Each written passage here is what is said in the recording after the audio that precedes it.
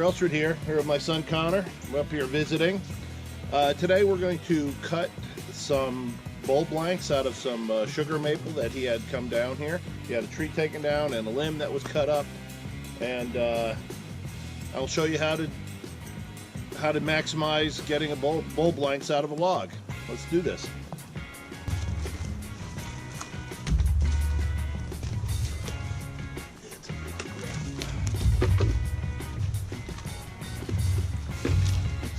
Let's do it this way. Start spinning. Just go ahead and put it down.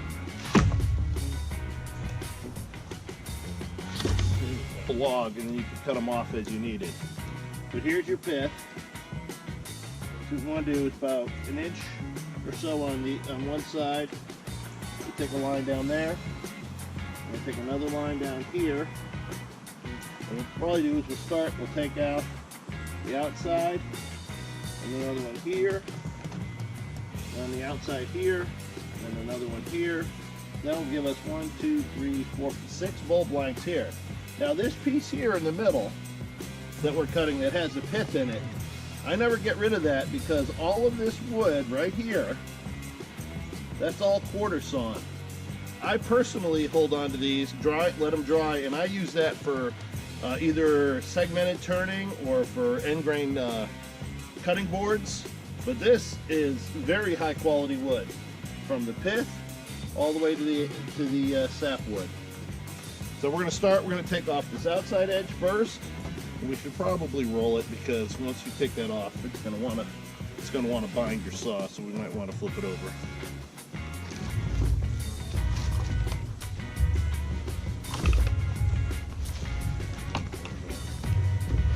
That is a big piece of wood. There we go. If I you go ahead and knock this little piece off here. I can already see there's curl in this. This wood is going to be some pretty fantastic stuff.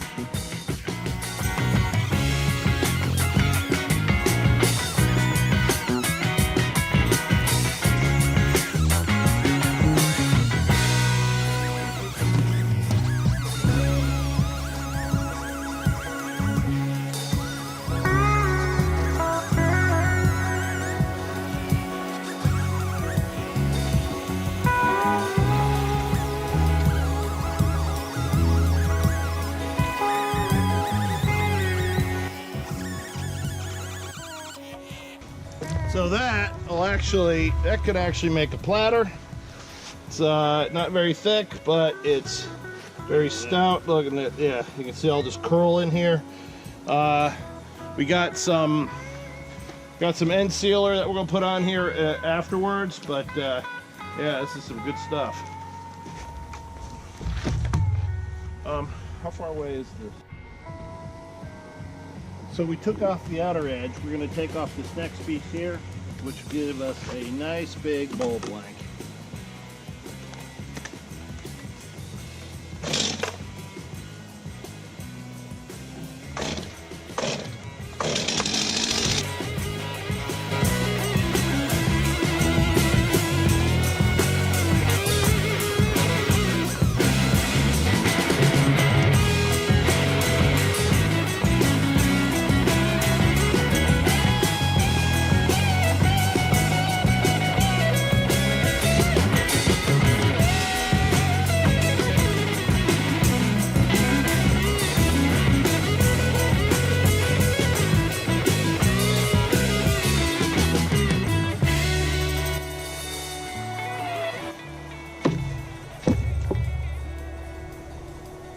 All right.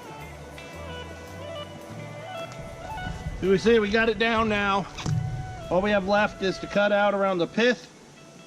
We'll have another bowl blank here, a big deep one here, and I'll have 2 sections of very nice quarter sawn maple that will be excellent for various smaller projects.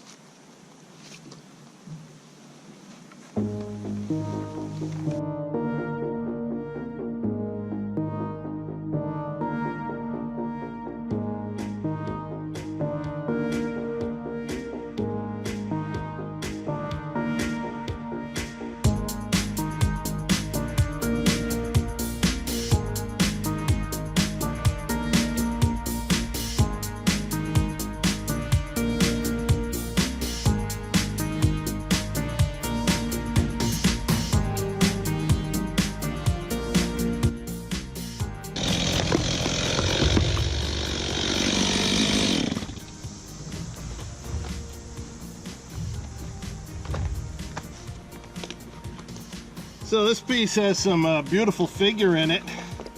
Coming up when I get to turn this in a few months, let this thing dry. That'll be a nice asset to the bowl. And of course we got some nice quarter sawn maple to go with it.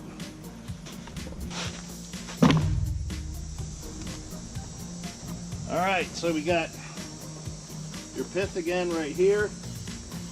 We want to come down here and here, leaving all this.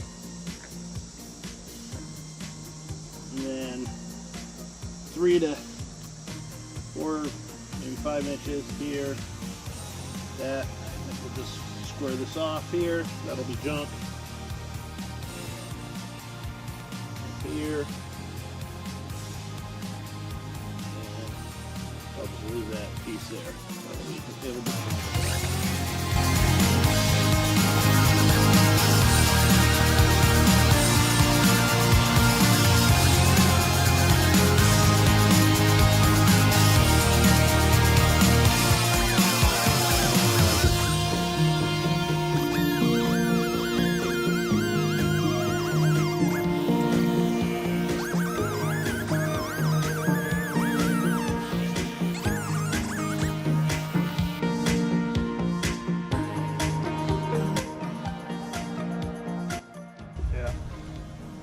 So down in the Sandhills of North Carolina where I am, I don't have access to hard maple like this. All the maple that we have is all soft maple.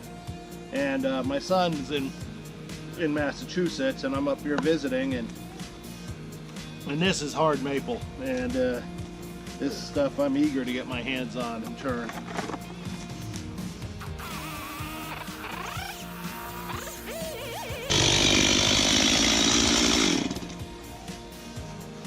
Alright, so what I will do when I finally get to use it is I have a circle jig that I have for drawing out a circle on here, and I usually just knock the corners off with my chainsaw, and then I'll go to turning with it. But I've got a new bandsaw. I got the Laguna BX18.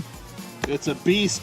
I can draw the circles out and I'll be able to turn these, you know, rough them out, the circles all day long. And it won't even slow down. So we'll do this next one. Got 2 more bull blanks.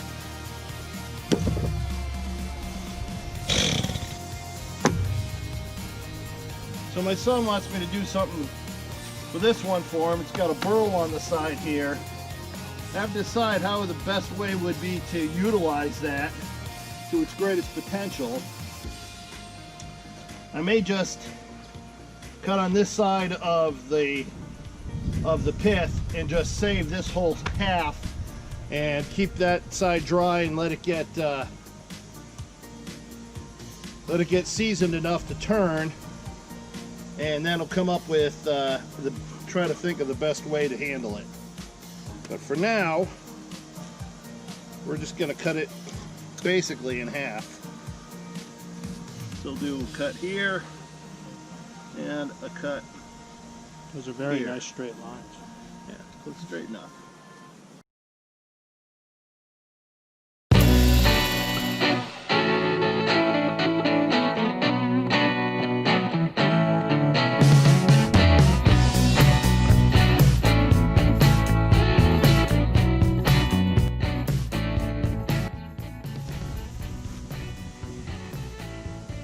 Alright, so these didn't cut exactly the way we wanted, but they'll do.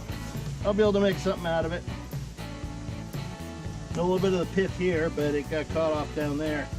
But there's plenty of bolts to get out of this.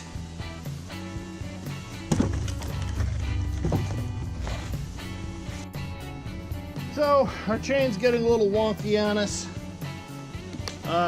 This is going to be our last one. You get this cut, and then we're going to get the pentacryl I've got and get these things painted up so I can take them home with me. And that should be about it. Going.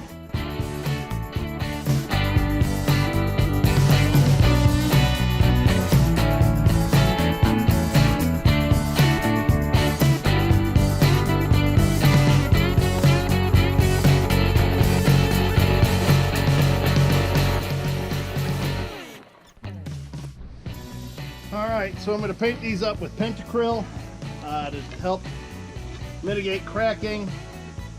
Make sure I get all of it because, hey, who doesn't like watching painting? So here we go.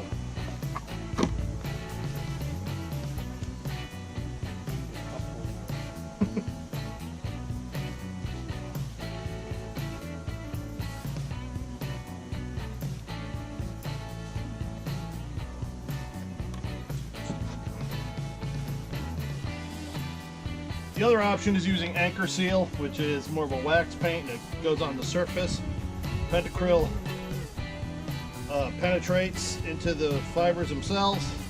I would have gone for the anchor seal, but they didn't have any right now at Woodcraft where I am, so this is what we're using.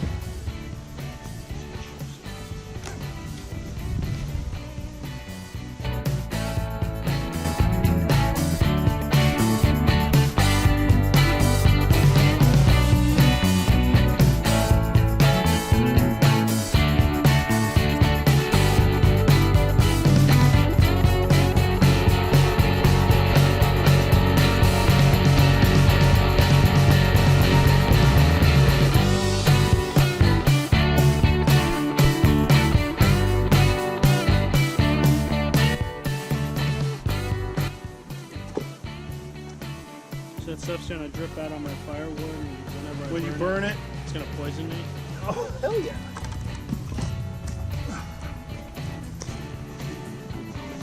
Of course I am. All right, everybody, we're gonna continue on putting the pentacryl on. When I get home from vacation, I will be testing my Wi-Fi in my shop and getting it ready for my live show. Hopefully in 2 weeks, I'll have the date nailed down. Please keep watching.